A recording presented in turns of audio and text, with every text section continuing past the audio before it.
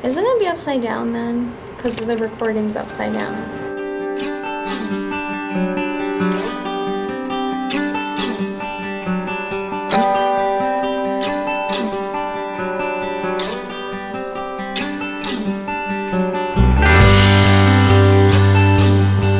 How are you feeling? I feel perfectly normal. What day is today? 7. My jaw hurts from being stressed and grinding. Ultrasound number 3. Well, 3 since stimulation. Last time we were here, the doctor said it was just okay, so then they brought me back in to see maybe, I don't know, they'll make some changes or something. They're hoping for a few more follicles. Big follicles. I don't know what we want, to be honest. Communication isn't their strong suit, I feel. Unfortunately. But my head is pounding right now. Other than that, I feel absolutely nothing. It's good. So it's fine. Hopefully, things look better. If not, they might just have to switch my meds up a little. I don't know. I have no idea, to be honest. How do you feel? Awesome. Your head doesn't hurt? No. Good to go. I'm feeling Dr. Min's gonna knock on the door any second. Don't even know who Dr. Min is.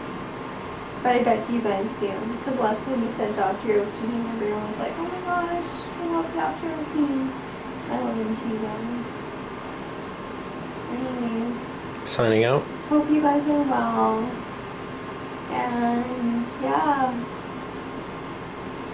Day 7, wish us luck. I have to do 4 needles today. That's crazy.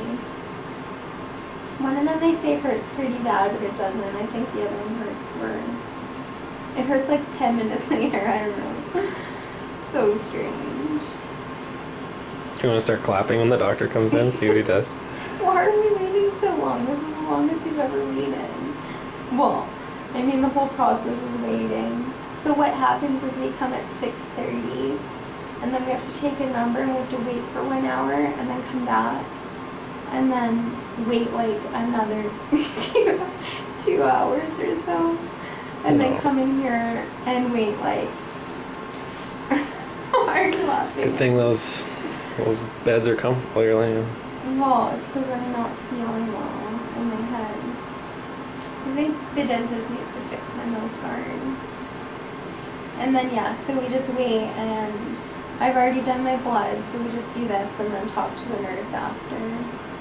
And pick up more medicine. Nothing like buying fertility meds. I know. It's worth it though.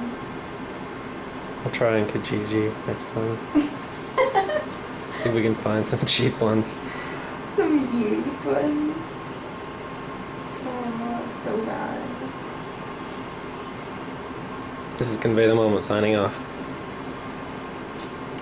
So we just left the doctor now, and last time we were here we didn't take a video just because I was in a little bit of distress. The doctor kind of like, his wording had me quite worried, but today we saw a different doctor and he said that things are looking like still okay. He just kind of explained it a little bit better to us. So they're trying to prevent like an overproduction of eggs and just trying to get like a good amount of quality. So there's this thing called OHSS, which you don't want to get. It's where your ovaries are overstimulated, you end up in the hospital, and it's like, it can be really bad. So they kind of like to do things slower and just have like smaller amount of like better eggs. So today when we saw him and he did my ultrasound, he kind of like explained it a little bit better, and it looks like we will be doing the retrieval sooner than later, just because now I have about 4 leading on each side, and they like to see between 5 on each side, so, and around 2 centimeters each. So we will come back tomorrow, take this road trip again. I feel completely normal and fine. I just have like a headache from grinding my teeth, and I think that's just because I'm stressed and I'm like not sleeping as well, but like no pain or discomfort or anything at all. I don't even feel bloated. Like I feel nothing. So yeah, do you have anything to say there, babe? Nope, just staying positive and Yes. saving up our money to get gas here every day.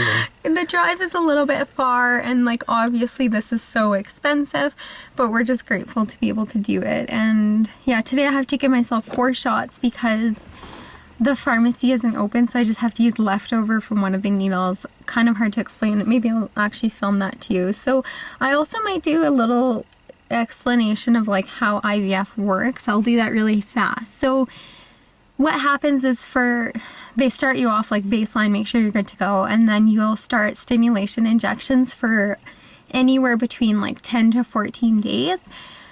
And then around like they'll monitor you. So they'll do blood and ultrasound and yeah, just to like monitor the growth of your follicles and how the lining of your uterus looks and stuff. And then on like whenever they see them to be the size they want. So around usually like day 14, okay? They retrieve the eggs. And then once they retrieve them, they take a sample from Tim and then they put them in a dish and just like hopefully like they create embryos. And if they are watching them and they're not creating embryos or like the sperm isn't meeting the egg, then they'll do this procedure called ICSI, but they're not really concerned about that at this point just because Tim's sperm is fine, and like usually it's when there's like male factor something or other. So for now we like don't have to do that step, but we'll see. So then what they do once they grow the embryos, so they'll grow them on day 3. Well, I think they watch them every day, but on day 3 check them for sure. And then if they're like starting to like be not so good, they'll like freeze them at that point. Or day 5, hopefully they get like strong embryos and then they freeze them, and then the doctor decides when to put them in.